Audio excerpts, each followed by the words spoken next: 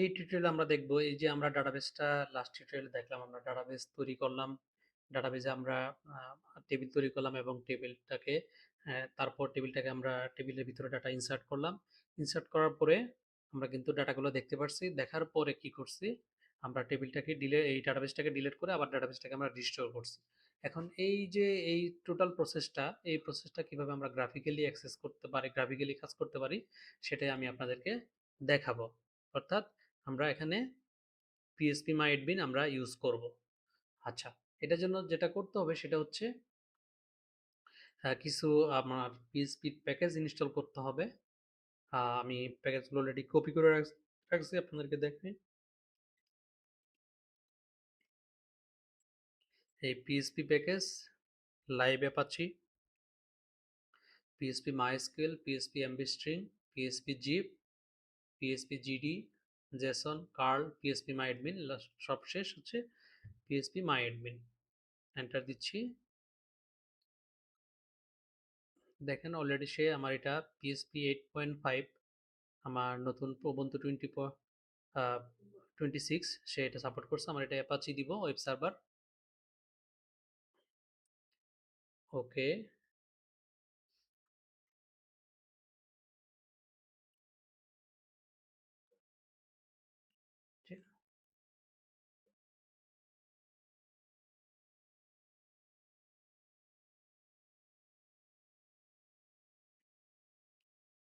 আপনার সিস্টেম যদি স্পিডি হয়ে থাকে খুব অল্প সময়ের ভিতরে কাজটি সম্পাদন হয়ে যাবে।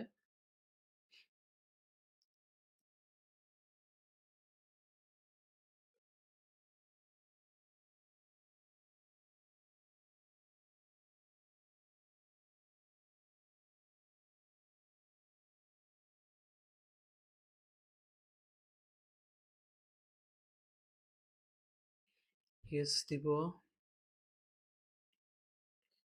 MySQL application password for PHP MyAdmin।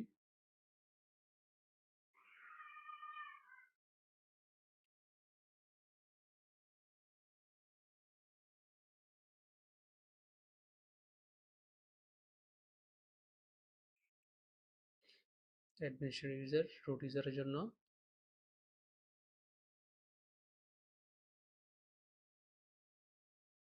এটাতে কিন্তু ভুল রাখা যাবে না। ওকে, ফাইনালি আমরা যেটা করব সেটা হচ্ছে আমাদের এই ইউজার শেয়ার PHP ম্যাট যেটা ইনস্টল হয়েছে এটার সাথে আমরা একটা লিঙ্ক তৈরি করে নিব। এরপর আমাদের ওয়েব সার্ভারটাকে আমরা রিস্টার্ট করব।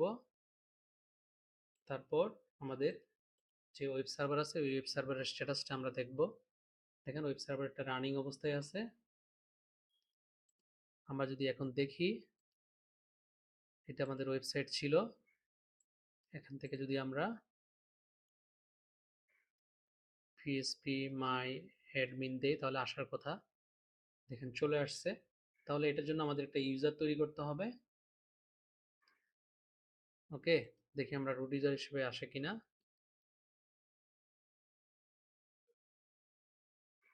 রুট ইউজার হিসেবে কিন্তু লগ ইন হয়ে গেছে। অনেক সময় কিন্তু এটা এই বিষয়টা আসে না। অর্থাৎ দেখেন মাই অ্যাপ যে কন্ট্যাক্ট, আমরা যদি এখানে কোনো ডাটা ইনসার্ট করি তাহলে কিন্তু অটোমেটিক্যালি ডাটা এখান থেকে চলে যাবে। যেমন ইনসার্ট আমরা দিচ্ছি 0155324730 এখানে আমরা একটা ডাটা ইনসার্ট করি। এই যে আমরা ডাটা ইনসার্ট করলাম, আমরা ডাটাবেস থেকে ডাটাটা দেখি।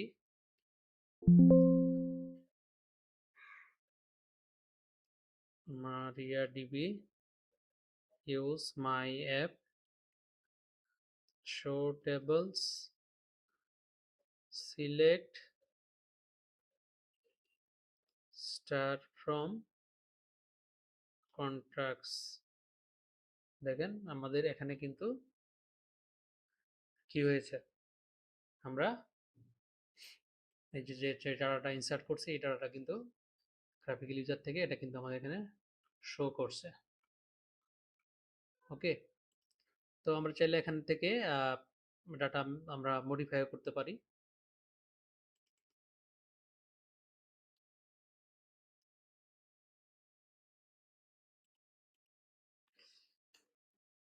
দেখেন ইসরাত জাহান, এখানে ইসরাত জাহান চলে আসছে।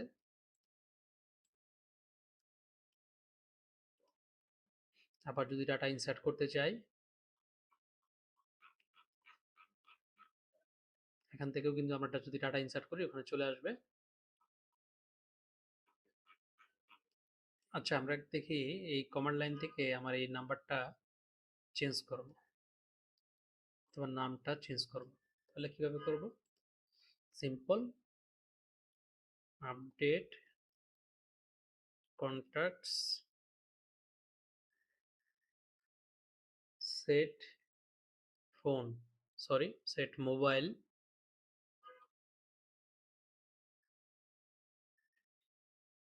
দিলাম 01783441999।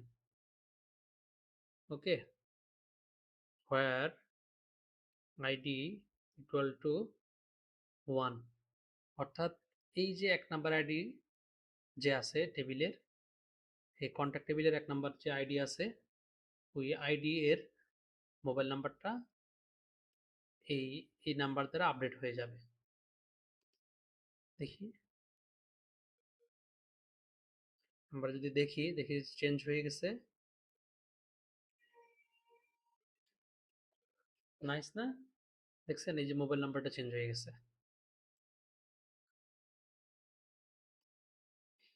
ওকে, আচ্ছা,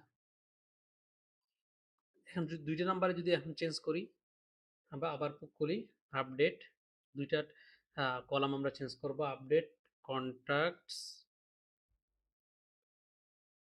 সেট নেম, নেম সমান দিচ্ছি মোহাম্মদ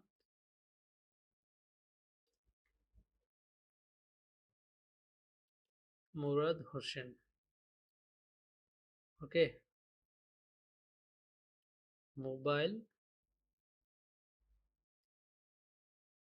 আগেরটাই দিচ্ছি,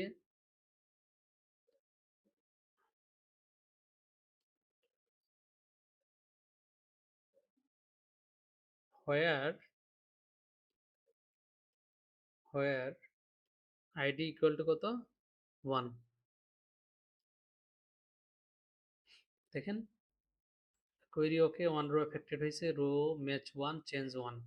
তাহলে যদি দেখি সিলেক্ট স্টার ফ্রম কন্ট্যাক্টস, এই যে মোহাম্মদ মুরাদ হোসেন চলে আসছে এবং আমার ডাটাটাও কিন্তু আপডেট হয়ে গেছে।